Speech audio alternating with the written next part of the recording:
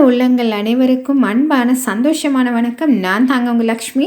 நாங்கள் இன்றைக்கி Ammu FM radio வழியாக என்ன விஷயத்தை பற்றி பார்க்க போகிறோம்னு சொல்லி பார்த்தா, பொன்னியின் செல்வன் திரைப்படத்துக்காக ஏஆர் ரகுமானுக்கு 7வது தேசிய விருது, இதை பற்றி தான் நாங்கள் இன்றைக்கி பார்க்க போகிறோம்.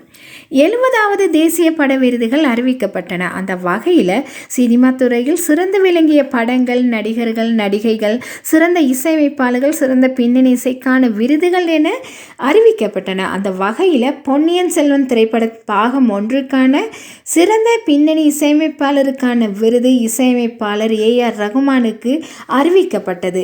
இது இவருக்கு 7வது தேசிய விருதாகும். முன்னதாக 1990ஆம் ஆண்டு தனது முதல் படமான ரோஜா திரைப்படத்துக்கு ஏஆர் ரகுமானுக்கு சிறந்த இசையமைப்பாளருக்கான தேசிய விருது பெற்றிருக்கின்றார். இதைத் தொடர்ந்து 1996ஆம் ஆண்டு மின்சார கனவு திரைப்படத்துக்கும் 2001ஆம் ஆண்டு கன்னத்தில் முத்தமிட்டால் திரைப்படத்துக்காகவும் சிறந்த இசையமைப்பாளருக்கான தேசிய விருதினை பெற்றிருக்கின்றார். இதே போன்று 2017ஆம் ஆண்டு ஏஆர் ரகுமான் தமிழ் மற்றும் இந்தி திரைப்படங்களுக்கான 2 தேசிய விருதினை பெற்றிருக்கின்றார்.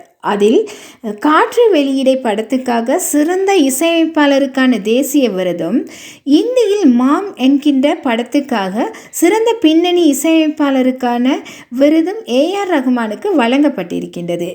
இந்நிலையில் ஏஆர் ரகுமானுக்கு பொன்னியின் செல்வன் திரைப்படம் பாகம் 1க்கான 7வது தேசிய விருதினை பெற இருக்கின்றார் என்பதும் குறிப்பிடத்தக்கது.